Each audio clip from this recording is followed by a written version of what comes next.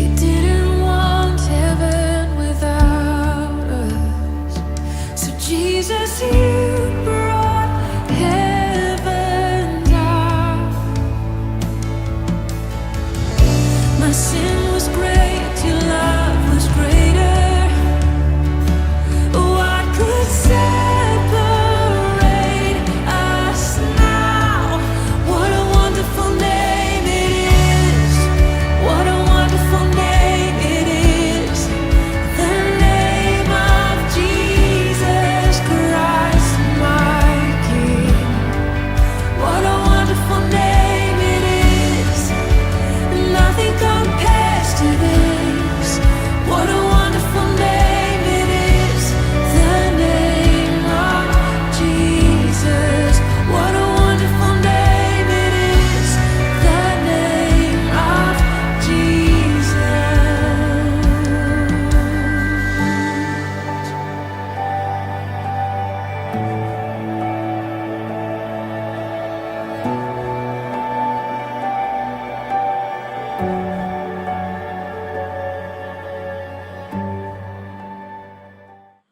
Salam, selamat pagi Jemaat Every Nation Morning Star Indonesia. Dimanapun saudara berada pada hari ini, saya berdoa kiranya kasih dan kemurahan Tuhan terus menyertai, terus membimbing kita, terus melakukan perkara-perkara yang besar di dalam hidup saya dan saudara. Karena tangan Tuhan yang tidak pernah meninggalkan kita, tangan Tuhan yang terus menyertai kehidupan kita. Hari ini saya akan membagikan firman Tuhan dengan judul pribadi yang mengenal keadaan kita.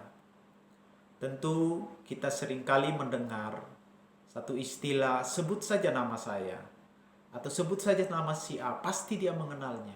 Bahkan kita seringkali pernah berkata, atau bahkan kita pernah mendengar orang lain berkata, oh di seluruh gang ini, pokoknya dari ujung sana sampai ke ujung sini, gak ada yang tidak mengenal saya, pasti semua mengenal saya, atau mengenal si A atau si B itu.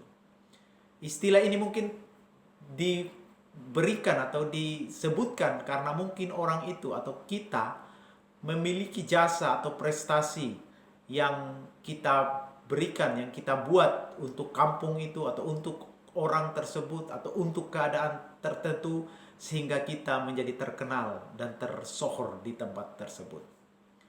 Nah, ada satu pribadi saudara yang tidak hanya mengenal nama kita, tetapi dia juga mengenal jalan kita. Dia mengenal hati saya dan saudara. Dia mengenal celah kita. Mazmur berkata seperti itu. Bahkan Daud berkata, Tuhan mengenal ketika aku bangun, ketika aku berdiri, ketika aku duduk, ketika aku tidur. Tuhan mengenal jalan-jalanku. Bangsa Israel di dalam Yesaya pasal 60 yang saya akan bagikan kepada saudara. Di situ Tuhan mau memperlihatkan bahwa kebebasan yang dialami oleh bangsa Israel dari penindasan yang terjadi di pembuangan, yaitu di Babel. Ada satu pribadi, ada satu nama yang berada di balik pembebasan tersebut. Di dalam kehidupan kita juga, ketika kita berada dalam situasi yang sulit, ketika kita berada dalam situasi yang menekan kita, kita tahu bahwa ada satu pribadi, ada satu nama yang turut bekerja dalam segala sesuatu untuk mendatangkan kebaikan bagi saya dan saudara. Pribadi itu adalah Tuhan sendiri. Nah, seperti apakah Tuhan memperkenalkan dirinya? Tuhan memperlihatkan dirinya kepada bangsa Israel pada waktu itu, pada waktu di pembuangan. Dan juga seperti apakah Tuhan memperkenalkan dirinya kepada saya dan saudara di dalam situasi yang sedang kita hadapi hari-hari ini. Mari kita melihat Yesaya pasal yang ke-60, ayatnya yang ke-16b dan ayatnya yang ke-22. Saya akan membacakan buat saudara sekalian. Demikian firman Tuhan. Maka engkau akan mengetahui bahwa akulah Tuhan, juru selamatmu dan penebusmu, yang maha kuasa, Allah Yakub. Dalam NIRV berkata, I am the one who saves you. I am the Lord, I set you free. I am the mighty one of Jacob. Dan di ayat yang ke-22 berkata, yang paling kecil akan menjadi kaum yang besar, dan yang paling lemah akan menjadi bangsa yang kuat. Aku Tuhan akan melaksanakannya dengan segera pada waktunya. Jadi seperti apakah Tuhan memperkenalkan dirinya kepada kita pada hari ini dalam situasi pandemik yang sedang kita alami? Yang pertama, Tuhan atau Allah memperkenalkan dirinya sebagai juru selamat dan penebus. Situasi yang sedang dialami oleh bangsa Israel pada saat itu adalah situasi di mana mereka mengalami penawanan atau sedang tertawan. Orang yang tertawan itu orang yang seperti yang dirantai, diikat, bahkan di lockdown di Babel. Tidak bisa keluar kemana-mana dan mereka tidak punya hak. Dan mereka membutuhkan seorang juru selamat yang harus membebaskan mereka. Karena juru selamat berbicara mengenai seseorang yang lebih kuat daripada yang menawan. Babel adalah yang menawan mereka. Harus ada seseorang yang lebih kuat dari Babel yang harus menawan mereka. Itulah sebabnya Tuhan memperkenalkan dirinya. Aku ini juru selamatmu yang akan membebaskan engkau dari tawanan, dari tangan Raja Nebukadnezar. Dan yang kedua, Tuhan memperkenalkan juga sebagai penebus. Mereka adalah budak. Mereka, kalau kita baca sejarah pada zaman dahulu, perdagangan budak terjadi, bahkan ada pasar budak, di mana kalau seseorang mau membeli budak, dia hanya datang ke pasar budak dan dia bisa membeli budak di sana. Dan bangsa Israel ini diperbudak.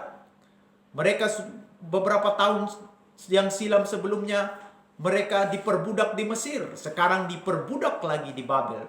Jadi mental budak itu sudah tertanam di dalam pikiran mereka. Itulah sebabnya Allah datang memperkenalkan dirinya sebagai penebus bagi mereka. Dikatakan dalam bahasa Inggris tadi, I set you free.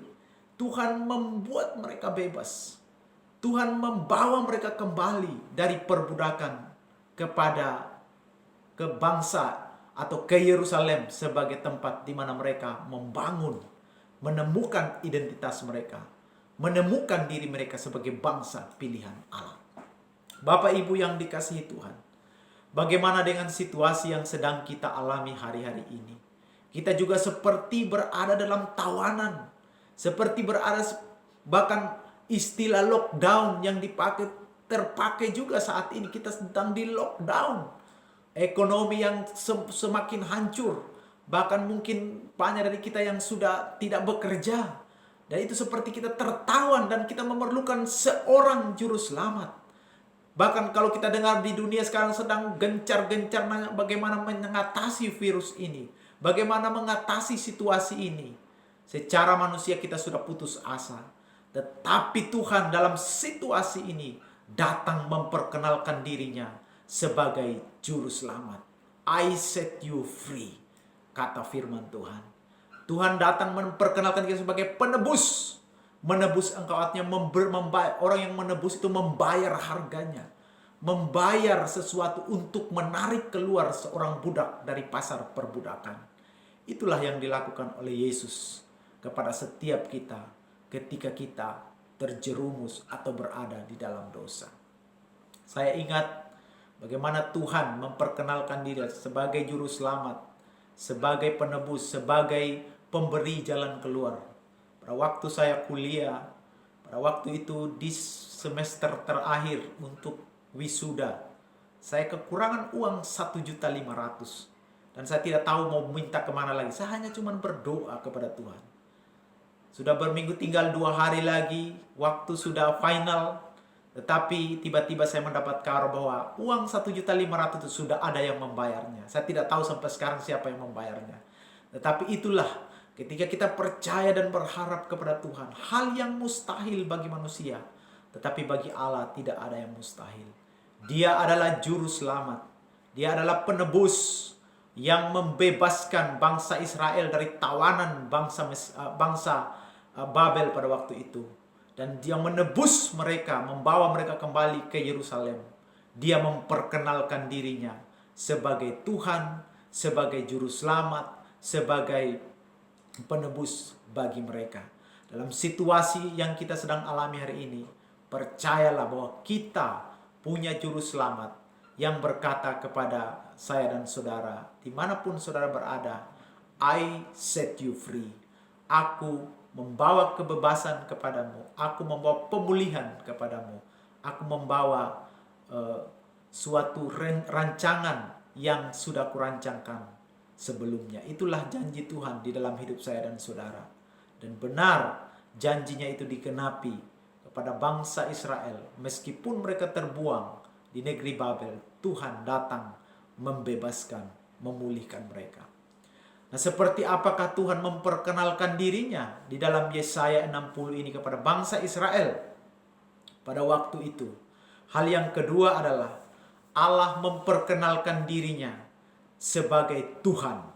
Huruf besar Tuhan, atau dalam bahasa asli adalah Aku adalah Aku. Kata ini adalah kata yang pertama kali Tuhan memperkenalkan dirinya sebagai Tuhan atau sebagai Aku adalah Aku. Ketika dia berjumpa dengan Musa di padang gurun, di semak yang sedang terbakar, tetapi tidak terbakar pada waktu itu. Allah mau mengutus Musa untuk membebaskan bangsa Israel di Mesir, di mana mereka adalah orang yang diperbudak. Mereka berteriak kepada Allah dan Allah mendengar teriakan mereka. Itulah sebabnya ketika Tuhan berjumpa dengan Musa di padang gurun itu, lalu Musa berkata, bagaimana nanti saya mendatangi mereka dan mereka tidak percaya? Apa yang saya katakan? Lalu Allah berkata, katakanlah, yang mengutus engkau adalah Aku adalah Aku. Akulah Tuhan. Itulah yang Allah sebutkan namanya pertama kali kepada Musa. Allah seperti apakah yang memperkenalkan dirinya kepada Musa pada waktu itu? Dia adalah Allah yang membebaskan bangsa Israel dari perbudakan. Dia adalah Allah yang membebaskan bangsa Israel dari penyakit-penyakit yang menulahi negeri Mesir. Dia adalah Allah yang membungkamkan ahli-ahli jampi, ahli-ahli nujum, para dukun-dukun Mesir yang membungkamkan mereka sehingga mereka tidak berkutik di hadapan Tuhan. Bahkan Allah yang mendatangkan 10 tulah di Mesir yang membuat mereka meraung-raung, menangis dan tidak tahu mau buat apa lagi. Itulah Allah yang disembah oleh bangsa Israel, yang mengutus Musa untuk membebaskan bangsa Israel pada saat itu. Yahweh itulah namanya. Aku adalah Aku. Bahkan ketika bangsa Israel yang keluar dari Babel itu, dalam ayat yang ke-22 kita sudah membacanya, dia berkata, yang paling kecil akan menjadi kaum yang besar. Siapa sih yang mampu membuat sesuatu hal yang kecil menjadi hal yang lebih besar? Hanya Tuhan yang sanggup membuatnya. Dan yang paling lemah akan menjadi bangsa yang kuat. Mana mungkin bangsa yang kuat, yang lemah bisa menjadi kuat? Tapi kenyataannya sekarang kita melihat bahwa bangsa Israel meskipun kecil adalah bangsa yang kuat di antara bangsa-bangsa di dunia. Karena ada penjagaan dan perlindungan Allah. Karena ada janji Allah di dalam kehidupan mereka. Yahweh itulah yang membawa tulah yang besar, penyakit yang besar di tanah Mesir. Sedangkan orang Israel sendiri tidak kena tulah itu. Itulah Allah yang memperkenalkan dirinya sebagai Aku adalah Aku. Dan dalam situasi yang kita alami juga hari ini, Allah yang sama yang memperkenalkan dirinya kepada Musa sebagai Aku adalah Aku. Dia adalah Allah yang sama juga yang saudara percayai, yang saudara sembah, yang saudara naikkan doa kepada dia, yaitu Allah Yahweh, Aku adalah Aku, yang membuat engkau dibebaskan, dipulihkan dalam situasi yang sedang kita alami hari-hari ini. Ada suatu cerita pada tahun 430 ada yang terjadi namanya wabah Athena di di kota Athena, yaitu di Yunani. Ketika orang-orang Yunani yang menyembah banyak dewa pada waktu itu, setiap dewa dibuatkan patungnya. Mereka sudah banyak sekali mempersembahkan korban-korban untuk memberhentikan penyakit atau wabah ini. Tetapi semuanya gagal. Lalu Epimenides adalah seorang filsuf di mana Paulus pernah membaca syair-syair yang dia buat. Dan itulah sebabnya Paulus banyak terinspirasi dari tulisan Epimenides ini. Lalu Epimenides mengajak seluruh rakyat di kota Athena itu untuk mempersembahkan satu persembahan kepada dewa yang disebut Agnostos Theos, atau kepada Allah yang tidak dikenal. Lalu dia persembahkan korban tanpa membuatkan patung. Dia hanya buatkan mezbah, lalu dia persembahkan korban di situ. Lalu berhentilah tula itu pada saat itu. Nah, itulah cikal bakal di mana ketika, kalau saudara baca Kisah Para Rasul, ketika Paulus memasuki kota Athena, lalu dia melihat tulisan di kuil Yunani, yaitu kepada Allah yang tidak dikenal. Dari situlah Paulus memulai mengabarkan mengenai Yesus yang adalah Allah yang tidak dikenal itu. Dia membagikan Injil kepada orang-orang Roma, orang-orang Athena, orang-orang Yunani. Kalau saudara baca di Kisah Para Rasul. Saudara, di dalam